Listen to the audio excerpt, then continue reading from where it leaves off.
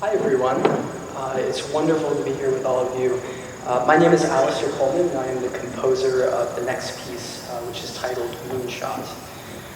2 years ago I had the fortune of visiting Glenstone, and coming from the background of a musician, I had never really connected with visual art before.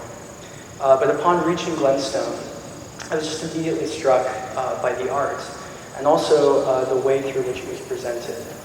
The organic architecture and homogeneous natural surroundings that we're all enjoying this evening.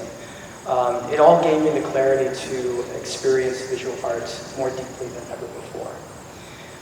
So being in that headspace led me to connect, as Nora mentioned, particularly to the art in Room 3, which is On Kawara's lunar triptych. Being in that space and learning that this art was created so methodically and almost religiously on the very days of the Apollo 11 lunar landing milestones, it all made me feel frozen in a moment in time.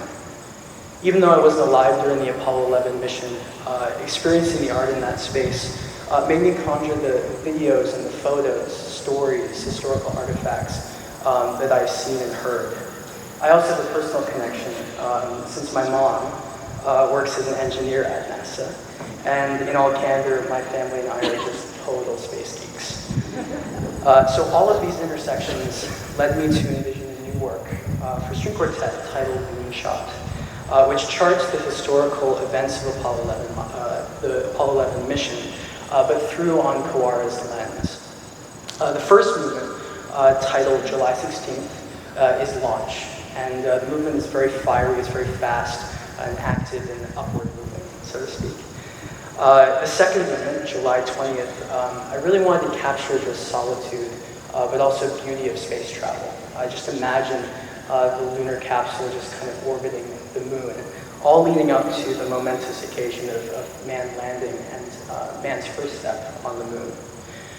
Finally, the third movement, July 21st, I wanted to bring the scope of the piece back home, back to Earth. The movement draws from an article that the artist, Kawara, included with the canvas. It's a talk of the town taken from a New Yorker magazine, which snapshots the stories of people from all backgrounds, from throughout the four boroughs of New York, reacting to what they had seen the night before. But this also exemplifies just people throughout the world, all tuning in, celebrating and reflecting together on such a watershed moment in human history. So anyway, in composer school, they teach you not to speak for longer than the piece is. So I'll leave it at that, but to say a huge thank you to the Abeo Quartet for putting so much life into this piece, and for also just being some of the most genuinely wonderful people I've ever had the pleasure of working with. So it's just amazing. And the music tonight was just beautiful. So